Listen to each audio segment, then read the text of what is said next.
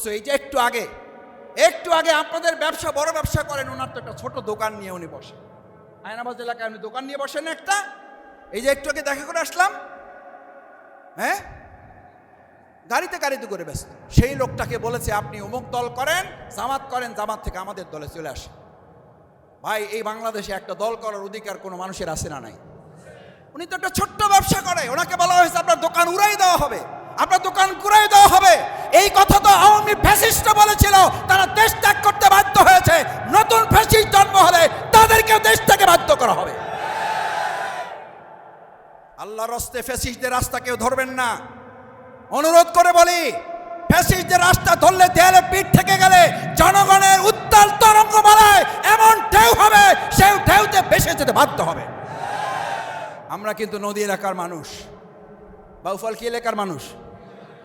আমরা এই নদী এলাকায় সাঁতারও করতে জানি, আবার আমাদের ট্রলারও কিন্তু এই সাঁতারের ঢেউ ভাসাইয়ে নিয়ে চলে যায়। দুটার অভিজ্ঞতা আমাদের আছে না নাই? আছে। সুতরাং সেটা যেন আমাদের সবাই মনে থাকে, এটা যেন জামাত ইসলামীর মনে থাকে।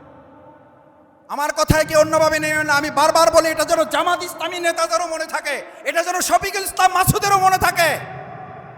শফিকুল ইসলাম মাসুদ যদি নতুন করে আবার বলে আমি 4 বছর জেল খাটছি, আমি রিমান্ড খেটেছি, আমাকে নির্যাতন নিপীড়ন করা হয়েছে, আমার নামে 200 মামলা ছিল, আমাকে গুম করা হয়েছিল, সুতরাং এখন আমি যা খুশি তাই করতে পারবো, ঠিক আছে তো ইনশাল্লাহ?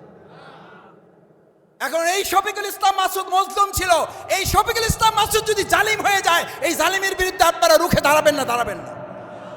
তাহলে আপনি কাকে ছাড় দিবেন? তাহলে আমরা নতুন পরিস্থিতি নিয়ে আসলাম কেন? তাহলে বাউফলে আমাদের 7টার সন্তান শহীদ হলো কেন?